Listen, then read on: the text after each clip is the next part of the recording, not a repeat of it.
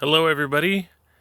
Today I have some thoughts that I wanted to just kind of run through in my head and talk about them. Today was a very sad day at work.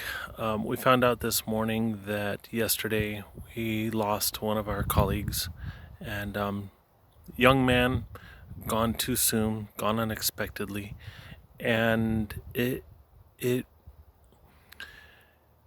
it obviously caused a lot of sadness at work and a lot of grief, and it's a situation that is just absolutely tragic. But I wanted to talk about some other thoughts that I have. A lot of times in situations like these, we talk a lot about. I don't want to say that they are superfluous things or that they're insignificant things, but usually our identified emotions are the emotions that are that are on top of everything else. They're the highest or the most strongly felt emotions. So we obviously talk about feeling sadness, feeling grief, feeling a sense of loss. But one thing that comes to my mind every time that I lose a loved one, um, especially when it's either someone who I know, maybe I didn't know them quite so closely, but they're still within my circle and they die suddenly, and there's this shock of it that especially brings out deep emotions. Or maybe it's someone who is very close to me, um, and maybe it wasn't a sudden loss, but still their closeness causes that depth of emotion and that depth of reaction, whatever the situation. I have noticed throughout my life, increasingly more so every time that I go through processing the loss of someone, that there are so many other things going on during that time that it's not just a matter of sadness and loss. Um, I think often we actually are not crying because of the person who is gone. I don't know if that makes sense. It's like we're not necessarily crying on their behalf. We're not crying for them. We are crying for ourselves. We're crying because we have a loss, because we have a hole in our lives where somebody just was, and now they are not. So, so there are a lot of different things that we tend to process during these times. Today at work, one person was talking about how for her it brought back memories of things in her past, times in her past, and grief that wasn't fully resolved. The man who died at work, or who he didn't die at work, but the man at work who passed away, he wasn't particularly close to this woman, but yet his sudden loss caused her to grapple with grief from previous losses in her life. I also noticed that a lot of times we grieve for the person whose loss is the greatest.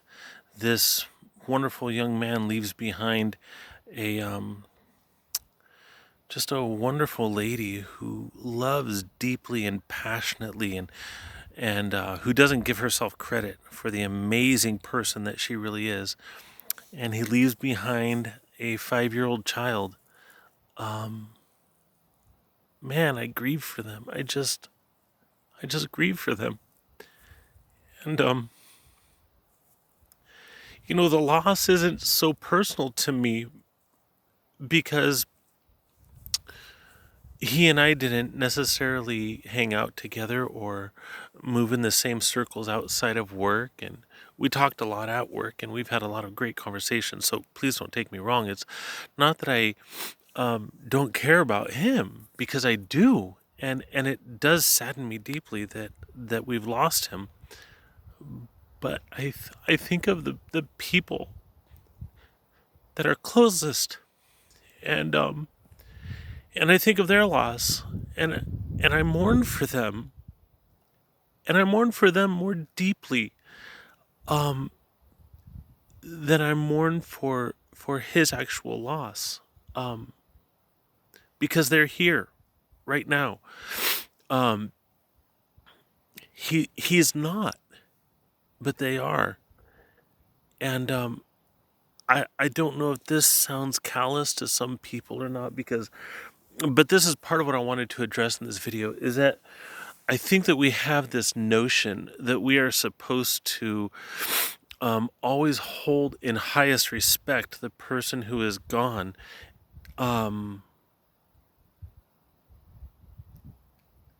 Sometimes, if we're honest, we have to realize that our deepest grief might not be for that person who's gone. Our deepest grief might be for other things, might be for the people who remain, might be for unresolved griefs in our past, might be for wrestling with our own mortality, grappling with the reality that all of us have a period at the end of our life. There's a stopping point. And for some people, grappling with that truth is very, very difficult. And some people, when they're mourning, that is what they're mourning more than anything else. Man,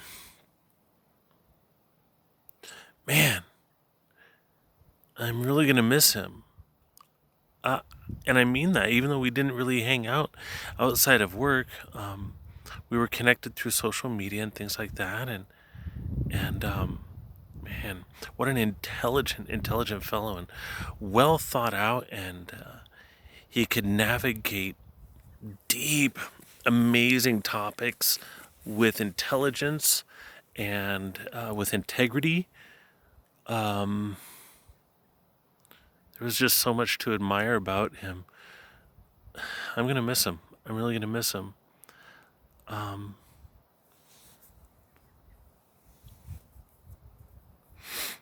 But he's not the one feeling pain, you know? He's not the one who is left putting life back together. He's not the one who is not only trying to pick up pieces, but trying to figure out if there's even pieces that can be picked up. Man. So anyway, this is what I'm processing. I want to move on real quick. So also part of one of my thoughts today also, and I was expressing this to some of the other folks at work, is in times like this, it's so amazing to see the beauty that arises in other people. When you see people who otherwise are not closely connected, like today, the people that I was with were all first and foremost co-workers, and many of us beyond that have formed friendships to the point that, I guess, to be fair, I would have to say quite a few of us are first and foremost friends, and we care deeply for each other. But our first relationship with each other was through work, and that's how we met and everything. So seeing a group of people where some of the people on our team don't even know each other. It's a large team that I work on, and we don't always know each other super well just because of the size of our team. And yet to see people caring, to see people hugging and grieving together and extending their own hearts and acts of kindness and acts of love, people extending their own physical resources to help those who are hurting the most. There's a kind of beauty. It reminds me of a song that is sung by Amy Grant where she says, better than a hallelujah sometimes. And what she's talking about is that sometimes the pain that we have and the rawness of life and the horrible, gross, terrible things that we go through, that our honesty in those things is better than than saying hallelujah, um, better than singing a beautiful song when times are good, is being honest when times aren't good. Better than putting on a happy face, better than being a plastic self, is being an honest person who's really just falling apart. And today we did some falling apart, and it was beautiful. It was beautiful in a horrible way. It was horrible in a beautiful way. But we did some falling apart today. And to see people pick each other up is a beautiful thing. I'm convinced that being entrusted with these moments in other people's lives, having people allow you into their lives at these times, being a person who helps others navigate through these experiences is such a sacred privilege, not to be taken lightly.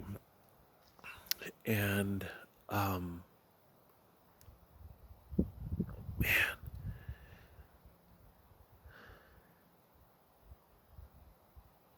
the beauty that can be seen in these times, I certainly don't want to downplay. I hope I'm not saying that too much.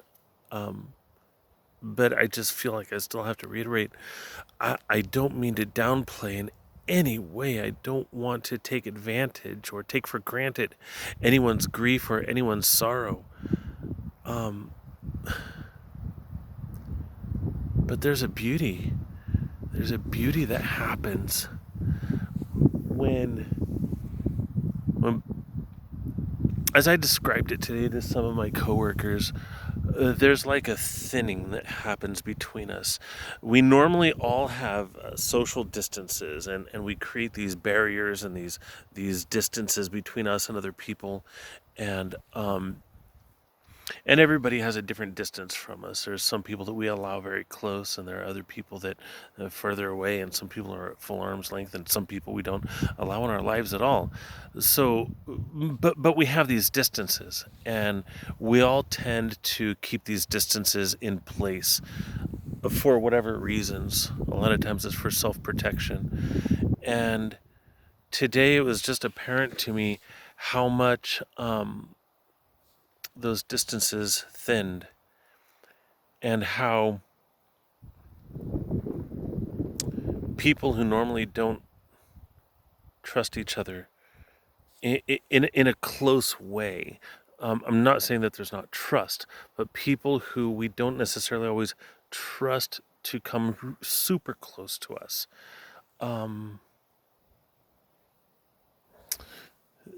Today we trusted each other. Today we hugged, we cried, we allowed each other to see us crying.